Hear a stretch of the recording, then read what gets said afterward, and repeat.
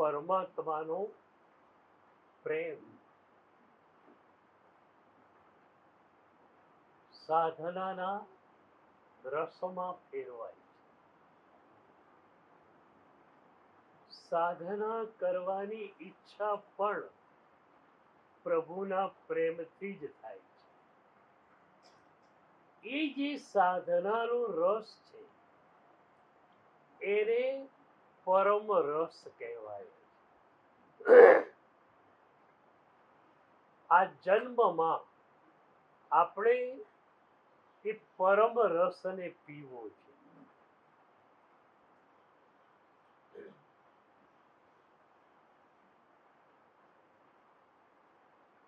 માન વિજય મહારાજ સાહેબને એક ભક્તે પૂછેલું કે ગુરુદેવ, આ પરમ રસ આપે પીધો, કેવું લાગ્યું? તમે અમને પૂછી શકો?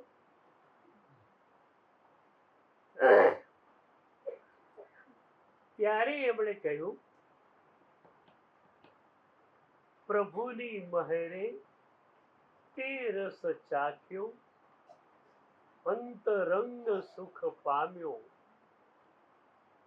માન વિજય વાચક ઇમ જંપે, હુઓ મુજ મન કામ્યો. પ્રભુની કૃપા થઈ ગઈ, પરમ રસ મણાઈ ગયો, પરમ રસ ચખાઈ ગયો, અને એ પછી અંતરંગ સુખને મેં પ્રાપ્ત કર્યું. બે જાતના સુખ, એક બહિરંગ સુખ, એક અંતરંગ સુખ. ઇન્દ્રિયો અને મનને અનુકૂળ પદાર્થો કે વિષયો મળે અને જે સુખની પ્રાપ્તિ થાય એ બહિરંગ સુખ. માત્ર ને માત્ર ભીતરમાં રહેલ સુખને તમે માણી શકો, ઇન્દ્રિયોની સહાય વગર, મનની સહાય વગર, એ અંતરંગ સુખ. અંતરંગ સુખ બિયોન્ડ ધ માઇન્ડ છે, મનની પેલે પાર. જ્યાં સુધી કોન્શિયસ માઇન્ડ અને અનકોન્શિયસ માઇન્ડ જાગૃત છે ત્યાં સુધી આપણે એ અંતરંગ સુખને માણી શકતા નથી. ધ્યાનમાં જ એવી ક્ષણો આવે છે જ્યારે તમે બિયોન્ડ ધ માઇન્ડ પહોંચી જાઓ છો. મારે તમને ધ્યાન પણ શીખવવું છે. ધ્યાન જો તમને ફાવી જાય તો આ અંતરંગ સુખ તમને મળી જાય. અમે લોકો બેઠા હોઈએ અહીંયા કે ત્યાં, અંતરંગ સુખની ધારા સતત ચાલતી હોય છે. ધ્યાનના પ્રારંભમાં આંખો પણ મીચાવીએ, શરીર ટટ્ટાર રાખવાનું કહીએ, પણ 24 કલાકનું ધ્યાન જ્યારે આવે છે ત્યારે એ ધ્યાન માત્ર જાગૃતિ રૂપ, અવેરનેસ રૂપ હોય છે. એક જાગૃતિ, આ પર છે, આ સો છે. પરમાં મારે જવાનું નથી, સ્વમાં મારે જવાનું છે. સ્વમાં જવાનું કહું કે પરમમાં જવાનું કહું, વાત એકની એક જ છે. ભક્ત કહેશે કે હું પરમમાં જઉં છું, પરમની અનુભૂતિ હું કરું છું. સાધક કહેશે હું સ્વાનુભૂતિ કરું છું. પણ વાત તો એક જ છે. પરમની અનુભૂતિ કરનારો ભક્ત પરમની નિર્મલ ચેતનાનો અનુભવ કરીને પોતાની નિર્મલ ચેતનાનો અનુભવ કરે છે. તો પરમ રસ મળે ત્યારે એવો આનંદ મળે કે તમે એને કહી ન શકો. You can't say it. Yes, you can experience it. તમે એને કહી શકતા નથી, પણ અનુભવી જરૂર શકો છો. અને આ જન્મ એ આનંદની, એ અંતરંગ સુખની અનુભૂતિ માટે જ છે. તૈત્તિરીય ઉપનિષદમાં ઋષિ કહે છે, રસો વૈ સહ, રસ માત્ર એક છે, ભીતરનો રસ છે તે.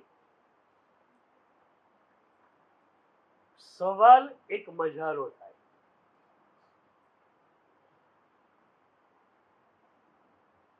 મારે તમારી સાથે આવવું છે. અત્યારે સદગુરુ છે ને, એમની એક ફેરી સર્વિસ ચાલતી હોય છે.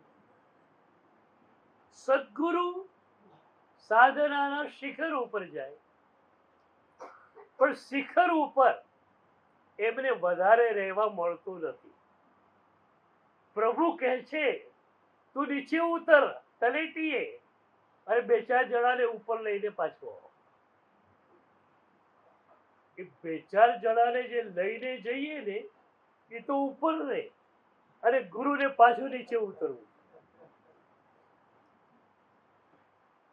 મારે તમારી સાથે વાતો કરવી છે,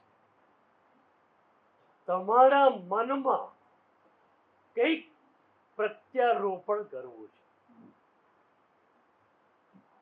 એક તમને લાલસા થાય. કાલે મેં પૂછ્યું હતું, અમારી ઈર્ષા તમને આવે કે નહીં? આવે છે? સાહેબ 24 કલાક મજામાં હોય છે, તો આપણને આવી મજા ક્યારે મળે? ઈર્ષા થાય છે. એ ઈર્ષા ઝંખનામાં ફેરવાશે, અને પછી તમે કહેશો કે ગુરુદેવ, તમારી પાસે જે આનંદ છે એ આનંદ અમને મળે કે ન મળે? ચોક્કસ મળે, ગેરંટી. હું તો સાધકોને ગેરંટી કાર્ડ આપું છું. જે સાધક સંપૂર્ણતયા પ્રભુની આજ્ઞાને, સદગુરુની આજ્ઞાને સમર્પિત હોય, એ મારી પાસે આવે, હું એના ચહેરાને જોઉં, એની સાધનાના સ્ટેન્ડ પોઈન્ટને જોઉં, અને 5 વર્ષમાં 10 વર્ષમાં એ કયા પડાવે ઊભો હશે એ પણ નક્કી કરી લો.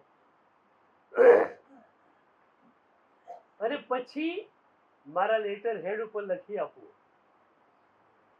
કે 5 વર્ષે તારી સાધના આ મુકામે આવીને ઊભેલી હશે. અને એને કહું કે આ લેટર હેડ મારો સાચવી રાખજે.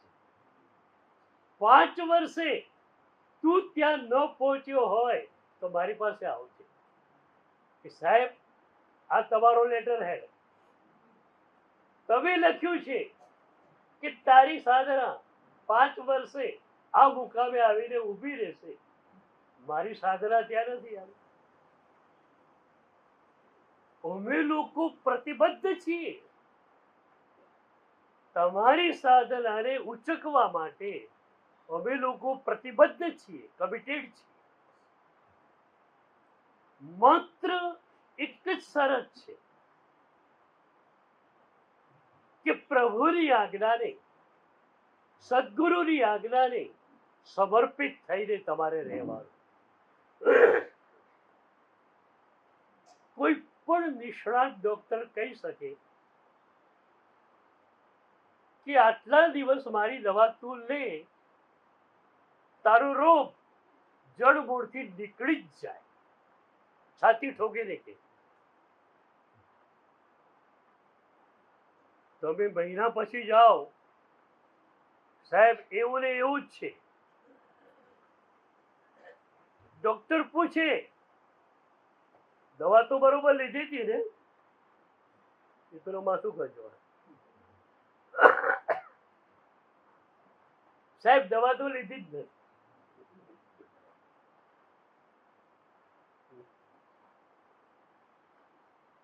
અમે કહીએ એ પ્રમાણે પ્રભુની સાધનાને તમે ઘૂંટો.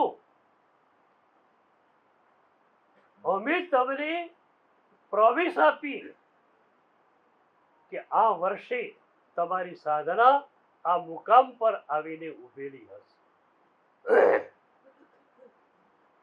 તમને બધાને પણ ગેરંટી કાર્ડ આપવા તૈયાર છું. તમને પણ મારી શરત એક જ છે,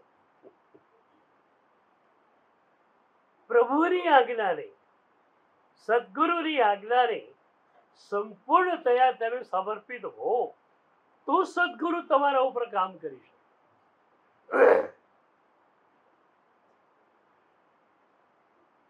સદગુરુ કેવી રીતે કામ કરે છે? સદગુરુ શક્તિપાત કરે, આંખથી પણ કરે, હાથથી પણ કરે, શબ્દથી પણ કરે અને પોતાની ઉર્જાથી પણ કરે.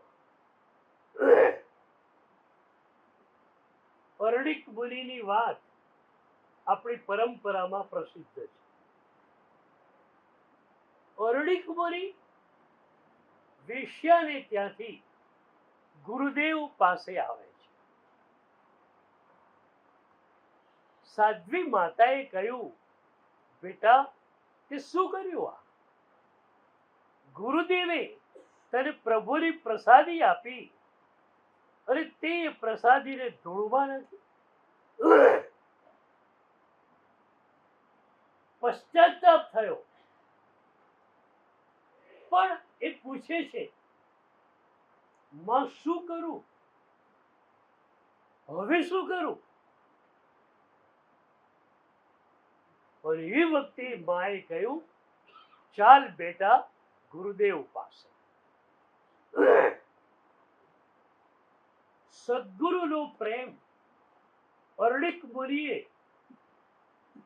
એટલો બધો પામેલો, એટલો બધો મેળવેલો કે ગુરુદેવનું નામ આવ્યું, ચાલો ગુરુદેવ પાસે. નાની મોટી ઘણી ભૂલ અત્યાર સુધીમાં થયેલી મુનિ અવસ્થામાં, પણ ગુરુએ પ્રેમથી જ એના બધા દોષો કાઢેલા.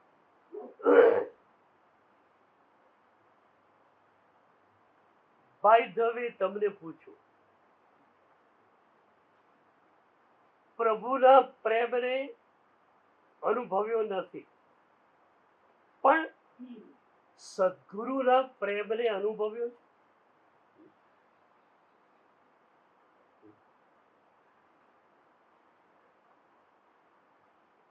આજની યોગિક દુનિયામાં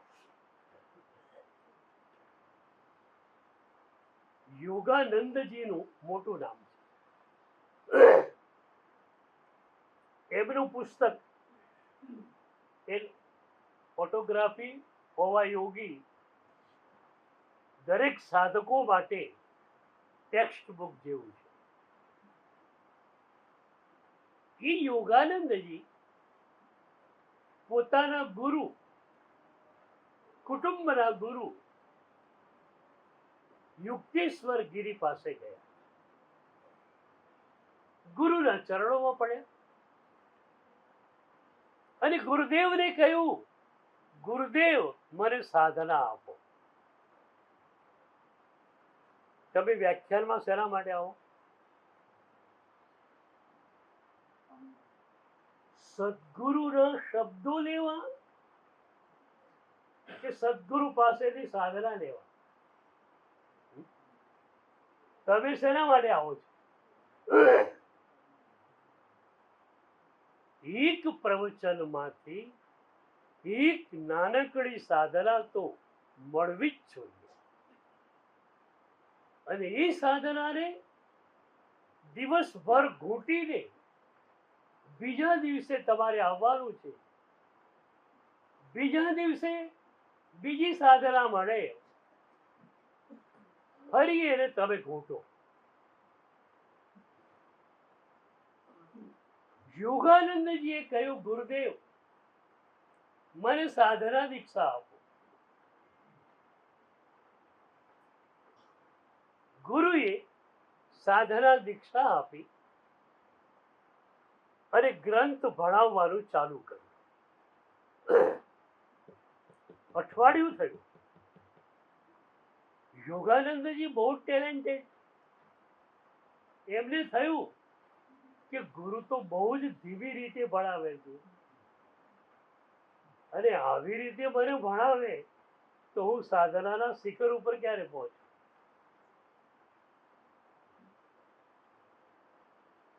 એક રાત્રે ગુરુના આશ્રમને છોડી બીજા ગુરુના આશ્રમમાં,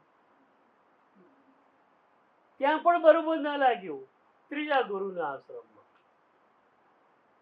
2 મહિનામાં 5 ગુરુ ફેરવી નાખ્યા. પણ પછી લાગ્યું કે મારા ગુરુ પાસે હું હતો એ જ બરોબર હતો. એટલે એક રાત્રે ચૂપચાપ પોતાના ગુરુના આશ્રમમાં આવી ગયા. બીજી સવારે ગુરુના ચરણોમાં. અપેક્ષા તો એ હતી કે ગુરુ લડશે. સાલા હરામખોર ક્યાં ભાગી ગયો હતો? ગુરુ એક શબ્દ બોલતા નથી, પ્રેમથી એના માથા ઉપર હાથ ફેરવે છે, અને જ્યાંથી ગ્રંથ અધૂરો હતો ત્યાંથી ભણાવવાની શરૂઆત કરી. યોગાનંદજીને થયું કે આજ પહેલો દિવસ છે એટલે ગુરુ લડ્યા નથી, કાલ તો બરોબર છોતરા કાઢી નાખશે. બીજો દિવસ એ જ પ્રેમ ગુરુનો. ત્રીજો દિવસ એ જ પ્રેમ ગુરુનો. યોગાનંદજી ધ્રુસકે ધ્રુસકે રડી પડે છે કે ગુરુદેવ, મેં આપની પાસે સાધના દીક્ષા લીધેલી, આપને પૂછ્યા વિના હું કશું જ કરી શકું નહીં, અને છતાં આપને પૂછ્યા વિના હું ભાગી ગયો, 2 મહિને પાછો આવ્યો, આપ મને લડતા કેમ નથી? અને એ વખતે ગુરુએ કહ્યું કે બેટા, ગુરુના પ્રેમની નદીને કિનારા નથી હોતા. સદગુરુઓની કિનારા વગરની પ્રેમની નદીમાં ખૂબ વહેવાનું થયું. અને મને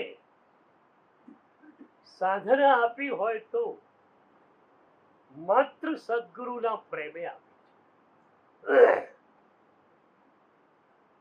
ગુરુદેવ ભદ્રેશ્વરી દાદા આજના યુગના શ્રેષ્ઠ સાધક, શ્રેષ્ઠ ભક્તિ યોગાચાર્ય,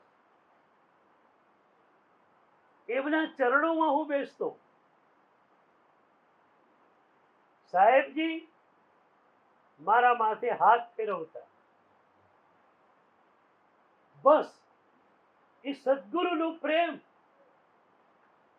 સાધના મને મળી ગઈ.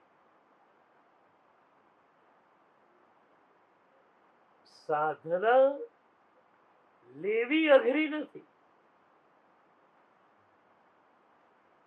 સાધનાને મેળવવાની ઝંખના કરવી એ અઘરું છે. અત્યાર સુધી હજારો પ્રવચનો તમે સાંભળ્યા. એ સાંભળ્યા બહુ સરસ, પણ તમારો સાધના ક્રમ કોઈ નક્કી થયો કરો?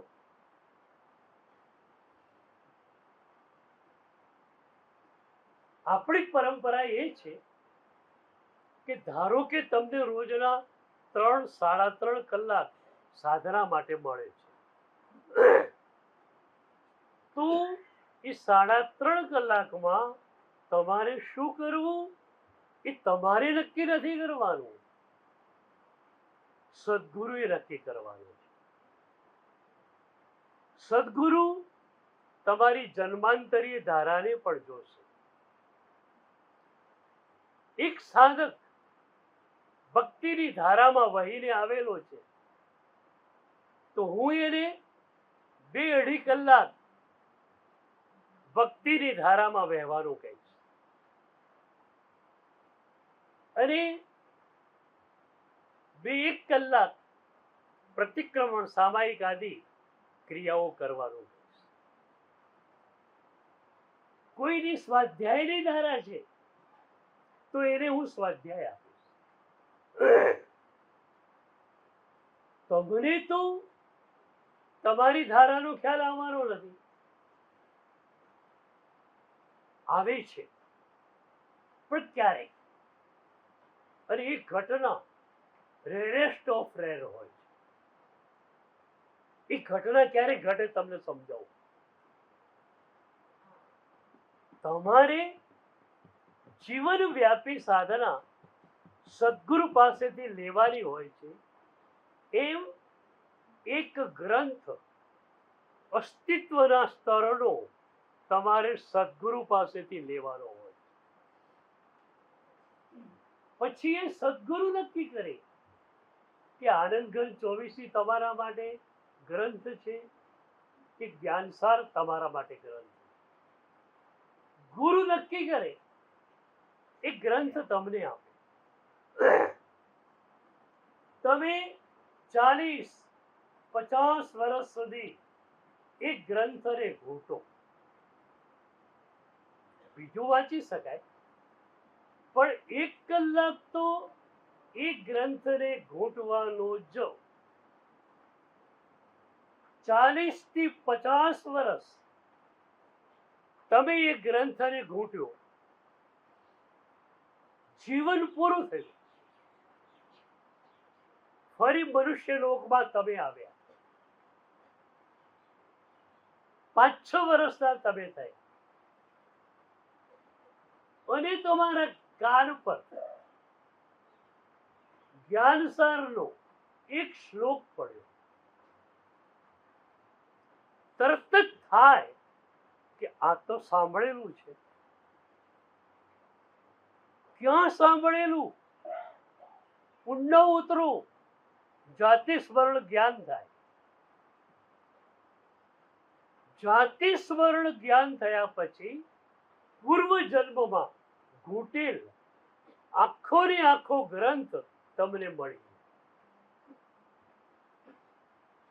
પણ એથી મહત્વની ઘટના બીજી છે. 40 વર્ષ 50 વર્ષ તમે એ ગ્રંથને ઘૂંટેલો, એ વખતે તમારી સાધના પણ ચાલુ હતી. તો શું થયું કે એ ગ્રંથનું પ્રતિબિંબ સાધનામાં પડ્યું, સાધનાનું પ્રતિબિંબ ગ્રંથોમાં પડ્યું. એટલે જાતે સ્મરણ દ્વારા એ ગ્રંથ યાદ આવ્યો એટલું નહીં, 50 વર્ષની ગયા જન્મની સાધના તમને બેઠી ને બેઠી મળી. તો આવી રીતે ક્યારેક તમને ખ્યાલ આવે છે કે તમારી ગત જન્મની સાધના કઈ હતી. પણ આ ઘટના રેરેસ્ટ ઓફ રેર થતી હોય છે. પણ તમારે આ ઘટનાને ઘટિત કરવી હોય તો તમે કરી શકો છો. આ જન્મમાં એક ગ્રંથ લો, એને ઘૂંટો બરોબર, આવતા જન્મમાં ગયા જન્મની પૂરી સાધના ખુલી જશે.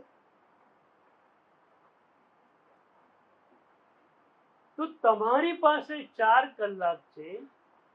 એ 4 કલાકમાં તમારે શું કરવું એ સદગુરુ નક્કી કરે. પછી વધુમાં વધુ 6 મહિને, ઓછામાં ઓછું તો 15 દિવસે, મહિને તમારે એ સદગુરુ પાસે જવાનું. અને આ સાધના ઘૂંટ્યા પછી તમારી ચિત્ત વૃત્તિઓમાં કેટલો ફેરફાર થયો એ વાત તમારે સદગુરુને કહેવાય. રાગ ઘટ્યો, દ્વેષ ઘટ્યો, અહંકાર ઘટ્યો. તમે એની નોંધ લઈ ગુરુ પાસે જાઓ અને ગુરુદેવને કહો કે સાહેબજી, ગુસ્સો તો થોડો ઓછો થયો છે, પણ રાગ ઓછો થતો નથી. એક એક પદાર્થ ઉપર જે રાગ છે એ રાગ તો અકબંધ છે. ગુરુ પછી તમને સાધનામાં આગળ વધારશે કે પ્રભુની પાસે જાય ભક્તિ કરવા, ત્યારે અડધો કલાક માત્ર પ્રભુને જોવાના. એ પ્રભુના ચહેરા ઉપર જે વિતરાગ દશા છે, એ વિતરાગ દશાને તું જોઉં, તારી ભીતર રહેલી એ વિતરાગ દશાનો આંશિક રૂપે તો અનુભવ કર. રાગ તારો શિથિલ બનશે. અત્યાર સુધી પ્રવચનો સાંભળ્યા એટલા માટે કે જીનવાણી શ્રવણ જરૂરી છે. હવે એક નવો આયામ ઉમેરી દો કે જીનવાણી શ્રવણ એ રીતે કરવું છે કે મારી સાધના આગળ ને આગળ વધે. એક વાત તમને કહું, હાઇપર ટેન્શન કોઈને છે, ડાયાબિટીસ છે, ડોક્ટરે એને કહ્યું રોજ 5 કિલોમીટર ચાલો. એ માણસ શું કરે, ઘરથી 2.5 કિલોમીટર જાય, પણ કઈ દિશામાં જવું એ તો નક્કી નથી. રોડની સરફેસ જે બાજુ સારી એ બાજુ મારી મૂકો. 2.5 કિલોમીટર જવાનું, 2.5 કિલોમીટર બેક ટુ હોમ. સાધનામાં આપણે આવું તો કર્યું નથી. તમારી સાધના લક્ષ્ય સાથે જાય છે. રોજનું તમે એક સામાયિક કે 2 સામાયિક કરતા હો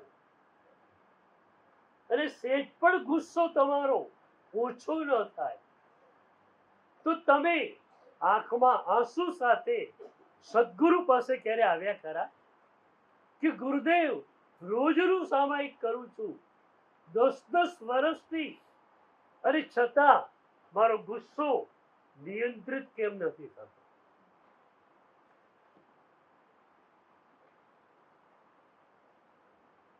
માં આનંદમયી હિન્દુ ગુરુ પરંપરામાં મોટું નામ છે. એક આનંદમયી માનો ભક્ત હતો.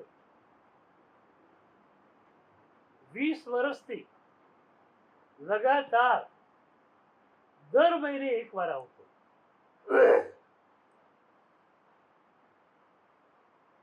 20 વર્ષ સુધી લગાતાર આવ્યો, દર મહિને એકવાર. ગમે ત્યાં માં હોય ત્યાં પહોંચી જવાનું. માં પાસે આવવાનું શરૂ કર્યાને 20 વર્ષ થયા છે, અને એ આવ્યો,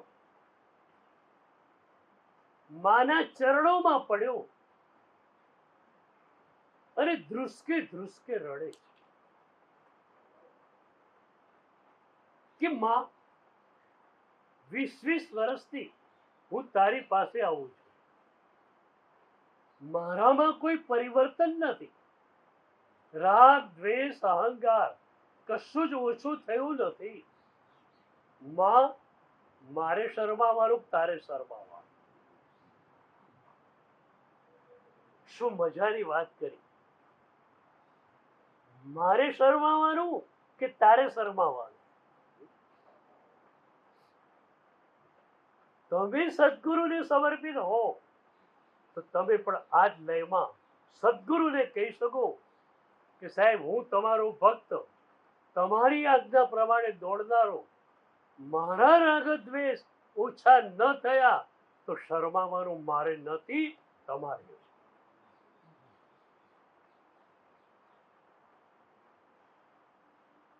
પણ તમારી સાધના મોર્નિંગ વોક જેવી જ છે. 14 છે હેન્ડબિલ કરી લો, 8મ છે એકાષ્ટું કરી લો, આજે 2 સામાયિક કરી લો.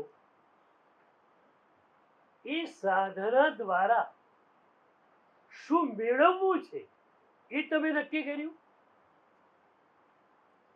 વિતરાગ પરમાત્માની ભક્તિ કરો, રાગ ઓછો થાય. સામાયિકની સાધના કરો અને તમારો ક્રોધ ઓછો થાય. સદગુરુના ચરણોમાં પડો, અહંકાર તમારો ઓછો થાય. ગાંધીજી રાઉન્ડ ટેબલ કોન્ફરન્સ માટે લંડન ગયેલા.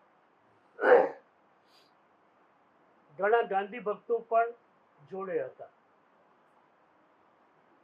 એ વખતે બ્રિટનમાં, અને આમ ગણો તો સાહિત્યની દુનિયામાં, પૂરા વિશ્વમાં એક નામ બહુ જ જાણીતું હતું, બર્ટ્રાન્ડ રસેલ. બર્ટ્રાન્ડ રસેલ બહુ જ મોટા સાહિત્યકાર, બહુ મોટા સાહિત્યકાર, પણ આમ મજાના માણસ.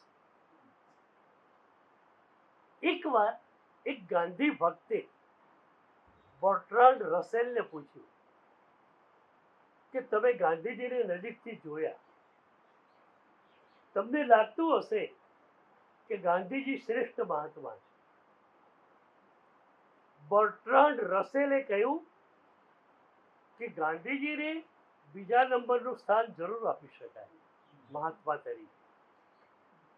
તો પેલા ગાંધી ભક્તને થયું કે આ ખ્રિસ્તી માણસ છે, એના ભગવાન ઈસુ ખ્રિસ્તને પહેલા નંબરે માને અને ગાંધીજીને બીજા નંબરે માને તો બહુ મોટી વાત કહેવાય ને. એના ભગવાન પછી તરત સ્થાન આપ્યું. પણ એને પૂછી લીધું કે બીજા નંબરે ગાંધીજી તો પહેલા નંબરે કોણ? બર્ટ્રાન્ડ રસેલ કહે છે, પહેલો નંબર હું મારા માટે જ રાખું છું, બીજા નંબરથી શરૂઆત કરું.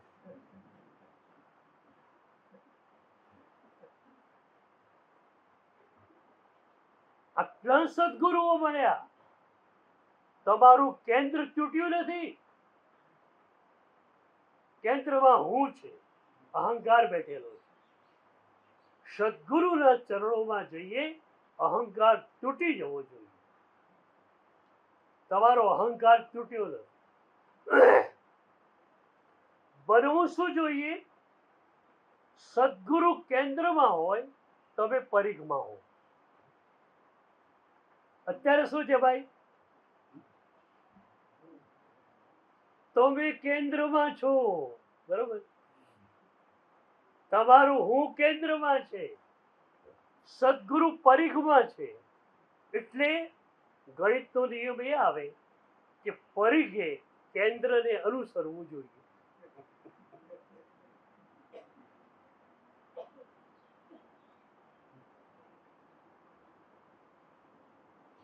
તો પછી શું થાય? આ કેન્દ્ર જે છે એમાં હું બેઠેલું છે. તો સદગુરુ કયા સારા લાગશે? તમારા કેન્દ્રને પંપાડે એવા, તમારા હું ને પંપાડે. તારી સાધના બહુ સરસ છે, તું તો સેવા કરે છે, કઈ અદભુત સેવા કરે છે. કેન્દ્રમાં તમે છો, તમારું હું છે, ત્યાં સુધી સાધનાનો પ્રારંભ નથી.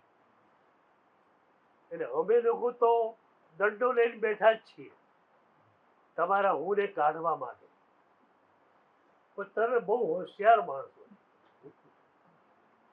અમે કહીએ તો હું આપીએ દો, બહાર જઈને પાછું લઈ લો.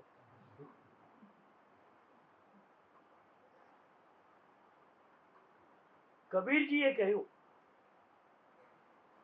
પહેલે હમ થે પ્રભુ નહીં. પેલા મારા કેન્દ્રમાં હું હતો, પ્રભુ નહોતા. હવે શું થયું? અબ પ્રભુ હે હમ નહીં.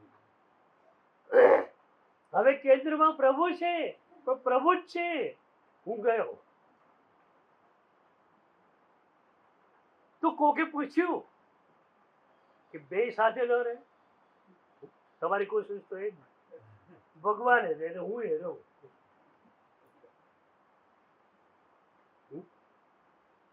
તમારી બુદ્ધિ શું કરે? તમારો અહંકાર શું કરે? બુદ્ધિ અહંકારને સાચવે, અહંકાર બુદ્ધિને સાચવે. તમારી બુદ્ધિ કહી દે કે એમાં શું છે, કેન્દ્રમાં પ્રભુને રાખીએ અને કેન્દ્રમાં આપણે બી રહેવાનું. કબીરજીએ કહ્યું, પ્રેમ ગલી અતિ સાંકડી, તાંબે દોન સમાય. પ્રેમની ગલી, ભક્તિની ગલી સાંકડી ગલી છે. એમાં બેનો સમાવેશ શક્ય નથી. કાં તો તમે રહો યા તો પ્રભુ રહે. Now choice is yours. Ananta જન્મોમાં કેન્દ્રને હું રાખ્યું, કેન્દ્રમાં હું ને રાખ્યું.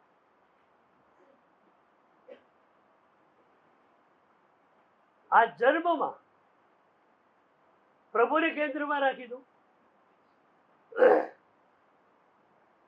સંતોની પાસે જઈને આ જ વસ્તુ તમારે જોવી છે કે પ્રભુજી એમના કેન્દ્રમાં આવ્યા, એમનો આનંદ જો અપાર હોય તો કંઈક વિચારવું તો જોઈએ. આટલા પદાર્થો ભેગા કર્યા, આટલી સંપત્તિ ભેગી કરી, હજુ ઓછું લાગે. મીડિયાવાળા અંબાણીની મૂડીની વાત કરે, પેલા અનંત અંબાણીના લગ્નની વાત કરે. તમે વિચાર કરો, એક લગ્નમાં કરોડો રૂપિયા, અબજો રૂપિયા ખર્ચી નાખે. સારું, આપણી પાસે તો હજુ 10 કરોડ જ છે.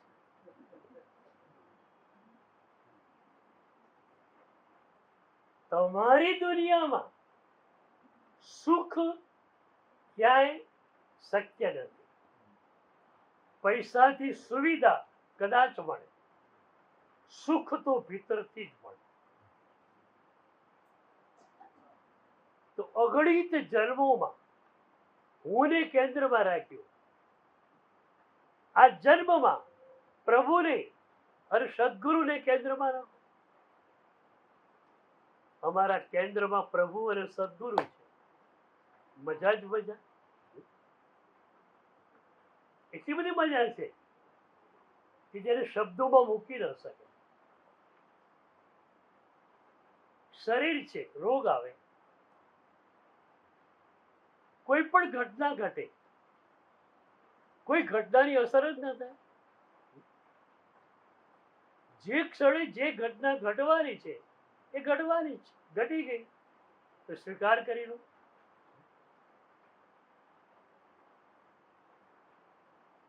એક ઘટના ઘટી ગઈ, જ્યાં સુધી એની યાદ રહેશે ત્યાં સુધી પીડા રહેવાની. હકીકતમાં ઘટના તમને પીડા નથી આપતી, ઘટનાના વિચારો તમને પીડા આપે છે.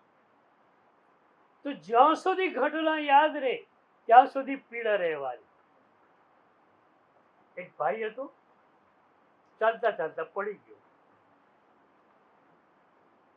ક્રેક આવી, એક્સરે થી ખ્યાલ આવી ગયો. ડોક્ટરે બેન્ડેજ લગાવી આપ્યો અને કહ્યું 15 દિવસ બેડ રેસ્ટ કરજો. અઠવાડિયું થયું, બેડ રેસ્ટમાં જ છે. ત્યાં એનો એક મિત્ર આવ્યો. મિત્રે કહ્યું, અરે મને તો આજે જ ખબર પડી કે તમે પડી ગયેલા, તમને વાગેલું, કેમ કરતા પડી ગયા? એટલે પેલો ઊભો થયો, રિહર્સલ કરીને બતાવ્યું, આમ પડ્યો.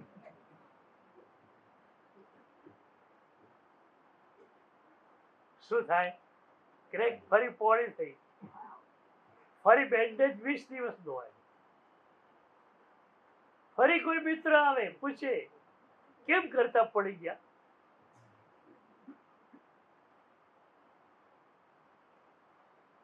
ઘટના એક ઘટી ગઈ, બરોબર?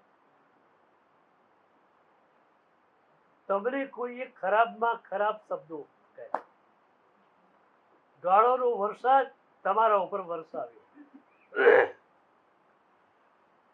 અઠવાડિયું થયું, ઘટના ભૂલાઈ ગઈ એટલે શાંતિ થઈ ગઈ. ત્યાં કોઈ આવે, અરે મને તો હમણાં ખબર પડી, પેલો માણસ, ચાલો હાવ ઉતાર માણસ, એ તમને આવું બોલી ગયો. હું તો સાંભળીને હળગી ગયો. એટલે તું હળગ્યો ત્યાં સુધી ઠીક છે, આને શું કર હળગાવે.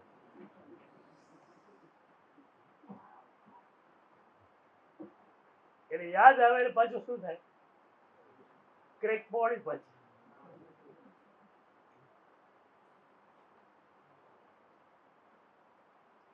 અમને લોકોને કોઈ પણ ઘટનાની અસર નથી થતી. ઘટના આમ ઘટે કે આમ ઘટે, શું ફરક પડે? કોઈ ફરક પડતો નથી. આજે 4 વાગે ધારો તમે પડી ગયા, સામાન્ય વાગ્યું,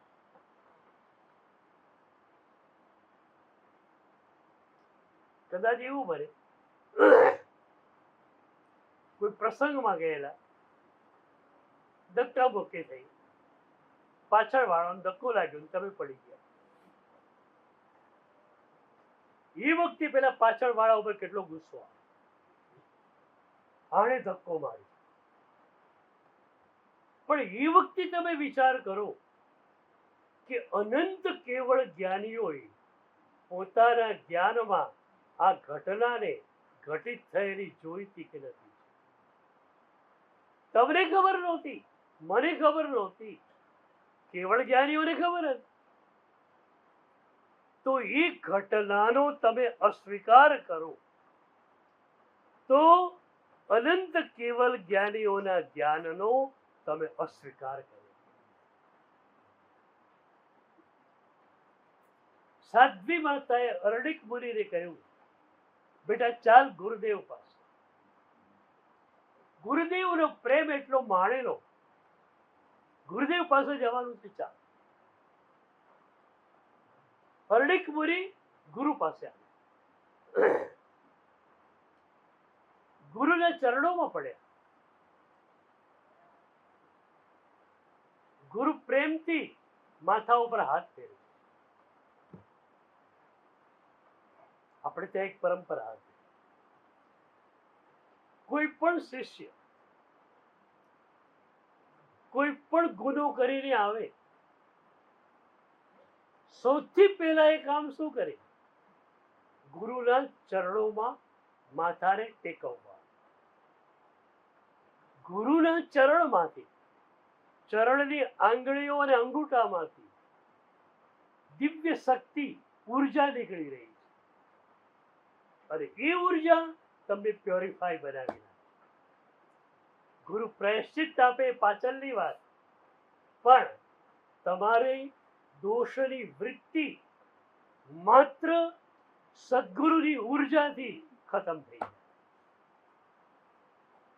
પશ્ચાતાપ તો એટલા માટે કે આ દોષ કર્યો એ વખતે એની જે મનોવૃત્તિ હતી એમાંથી એ બહાર આવે. પણ સદગુરુના ચરણ પર જ્યારે એને માથું ટેકવ્યું ત્યારે એવી ઉર્જા એને મળી કે દોષ કરવાનો, એ દોષમાં જવાનો વિચાર સુદ્ધા એને નહીં આવે. ગુરુ પ્રેમથી માથા ઉપર હાથ ફેરવે છે. એક વાક્ય ગુરુએ કહ્યું નથી કે તું ક્યાં ગયો હતો. કેવા એ ગીતાર્થ ગુરુ હશે. એમણે જોયું કે અત્યારે શબ્દની જરૂરિયાત નથી. શબ્દથી તો આપણે એના ગુનાને પ્રગટ કરીએ છીએ. તો વેશ્યાને ત્યાં ગયો હતો, આમ કર્યું, તેમ કર્યું. એક પણ શબ્દ નહીં, માત્ર માથા પર હાથ ફેરવ્યા કર્યો અને અર્ણિક મુનિ પ્યોરિફાય થઈ. સદગુરુનો હાથ માથે પડ્યો, શક્તિપાત થઈ. શક્તિપાતને હું લિફ્ટનું પાંજરું કહું છું. 35 માળે જવું છે મુંબઈમાં, ઇલેક્ટ્રિસિટી ફેલ હોય તો સીડીઓ ચડતા દમ આવી જાય. પણ ઇલેક્ટ્રિસિટી છે, લિફ્ટમાં બેઠા, બટન દબાયું, પહોંચી ગયા. રાગ અને દ્વેષમાં સતત આથડતા આપણા જેવા વ્યક્તિત્વ સાધનાના શિખર ઉપર કઈ રીતે પહોંચે? સદગુરુના શક્તિપાત વિના, સદગુરુના આશીર્વાદ વિના, સદગુરુના ચરણ સ્પર્શ વિના સાધનાના શિખર ઉપર જવા માટેનો આપણા માટે કોઈ રસ્તો નથી. There is only one way for us. એક જ માર્ગ છે.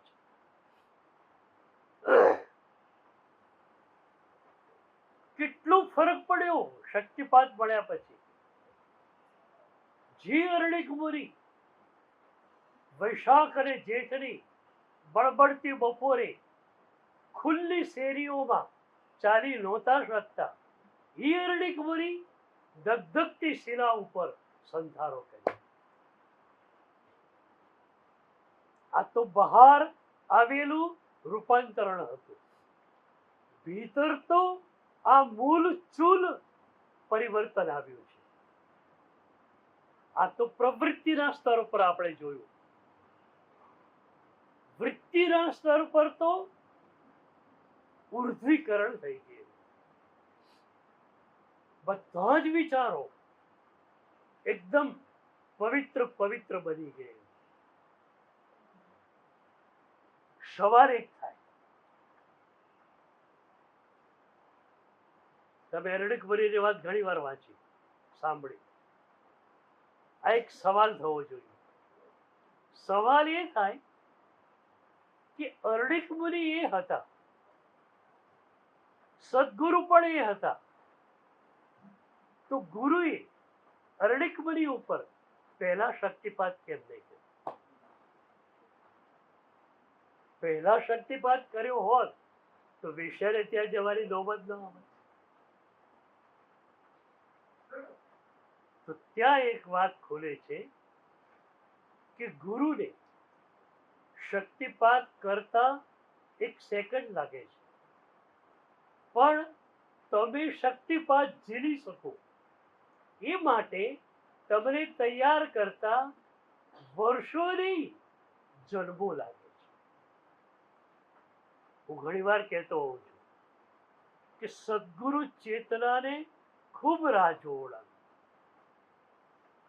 ગુરુ વ્યક્તિ પછી ગુરુ ચેતના આવે. હરિભદ્ર સુરી મહારાજ કામ કરે કે હેમચંદ્ર સુરી કરે કે હીર સુરી મહારાજ કરે, ગુરુ ચેતનાએ કરેલું કામ કહેવાય. શરીરમાં છે ત્યાં સુધી ગુરુ વ્યક્તિ, વિદેહ થઈ એટલે ગુરુ ચેતના. શરીરમાં હતી ત્યાં સુધી ગુરુની શક્તિ સીમિત હતી. શરીરમાંથી બહાર ગયા પછી એ શક્તિ બહુ જ વિકસી. તો ગુરુ ચેતના અગણિત જન્મોથી આપણા ઉપર એક કામ કરે છે, અને એ કામ છે તમને ગુરુના શક્તિપાતને ઝીલવા માટે તૈયાર કરવા. એટલે હું ઘણી વાર કહેતો હોઉં છું કે સદગુરુ ચેતનાને બહુ રાહ જોવડાવી, બહુ. હવે કેટલી રાહ જોવડાવવાની? હવે આ જન્મમાં, ત્યાં ચોમાસામાં, કે પર્યુષણ પહેલા, ત્યારે અમે તૈયાર. તમે તૈયાર? કાલે તૈયાર થઈને આવી જાય.